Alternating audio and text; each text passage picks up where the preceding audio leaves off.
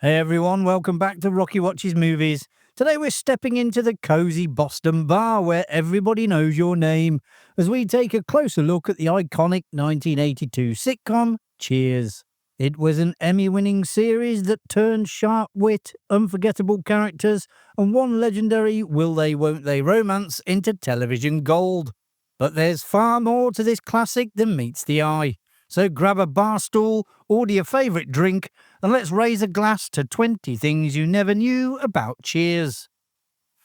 The co-creators of Cheers, Glenn Charles and Les Charles, were ardent admirers of the British sitcom Fawlty Towers. Their original concept was to set the series in a hotel, inspired by that show. However, they later recognised that such a setting would require too many different sets, and ultimately chose to focus on just one location, the bar.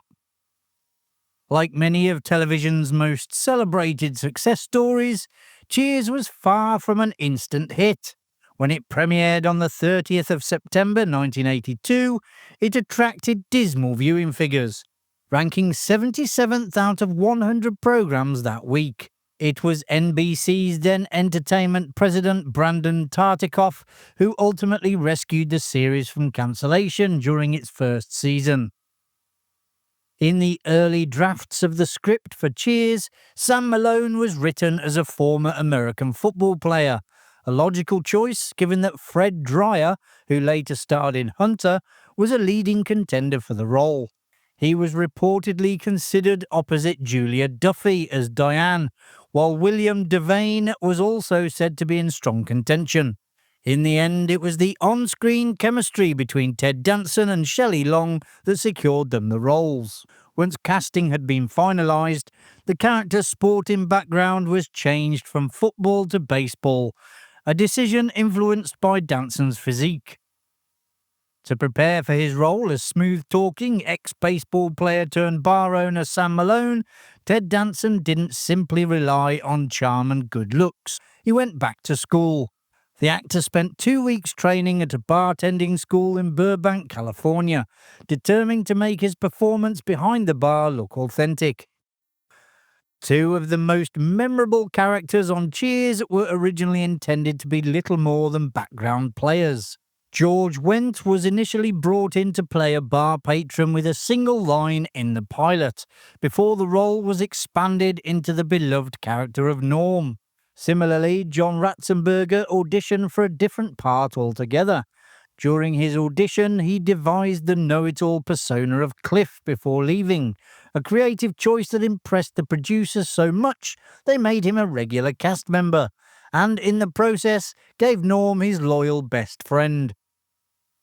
Norm's character was inspired by a real-life person. Co-creator Les Charles had worked in a bar during his university years, where one of the regular patrons served as a complete basis for Norm's personality. Although the man's name was not used for the character, he was known for frequently asking the bartenders to tell his wife that he was not there. One of the many running jokes in Cheers was that viewers never saw the face of Norm's wife, Vera. Her voice was heard on several occasions, however, it was provided by Bernadette Burkitt, the real-life wife of George Wendt. Burkitt did also appear on the series in person, making a guest appearance in the third series as Tinkerbell, a love interest for Cliff at a fancy dress party. Many of the random and entirely untrue facts dispensed by Cliff on Cheers were improvised by John Ratzenberger himself. In an interview, he explained that after a couple of years on the programme, the producers had realised they could trust him not to overdo it. He said that little by little, they allowed him more freedom to run with his ideas because he understood where to stop. Around the midpoint of the first season, viewers began complaining that the recorded laugh track was so loud it drowned out the dialogue. The producers were puzzled, as no laugh track had been used. In response, a disclaimer was added to each episode stating that Cheers was filmed in front of a live studio audience. The average episode of Cheers typically opened with a short teaser before the theme tune began, and the producers drew on every available resource to create them. Many of these opening moments were penned by junior members of the writing staff, while others were recycled from scenes that had been cut from earlier episodes. Before Nicholas Colasanto tragically passed away in 1985, he struggled at times to remember his lines as coach, often writing them down and placing them around the set. One particular spot near the entrance became especially meaningful, and in later years the cast would touch it as they passed in tribute to him. Cheers wasn't just a workplace for Rhea Perlman, it became something of a family affair. Not only did her father Phil appear as an extra in over 100 episodes, but her sister Heidi also worked behind the scenes as a writer and producer on the series. In the show, Carla begins a relationship with a hockey player named Eddie LeBecq, portrayed by Jay Thomas, and the pair eventually marry. However, Eddie meets a sudden and tragic end in the 8th series, when he is killed in a Zamboni accident. His abrupt departure was reportedly the result of comments Thomas made on his radio program, in which he described working on the show as brutal because he had to kiss Rhea Perlman. The writers of Cheers never avoided taboo subjects, such as alcoholism or homosexuality, though they consistently approached them with wit and sensitivity. The first series episode, The Boys in the Bar, in which one of Sam's former teammates reveals that he is gay, earned writers Ken Levine and David Isaacs a GLAAD Media Award for their work. The part of Frasier was written for John Lithgow, but with his movie career going strong and 2 consecutive Academy Award nominations, he had little interest in moving to TV. He later said that he had immediately dismissed the idea. He admitted that he barely even remembered the offer, explaining that it had felt as insignificant as swatting away a fly, as he had been firmly opposed to committing to a television series at the time. Kelsey Grammer made his debut on Cheers in the 3rd season premiere in 1984.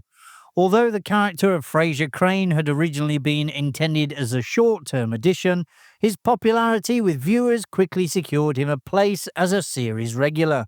Just 4 months after Cheers ended in May 1993, Frasier premiered, fittingly on the newly redesigned Cheers stage, and went on to run for 11 seasons. Grammer's 2-decade portrayal of the pompous psychiatrist ultimately set a record for the longest-running character played by an American actor in a prime-time comedy series.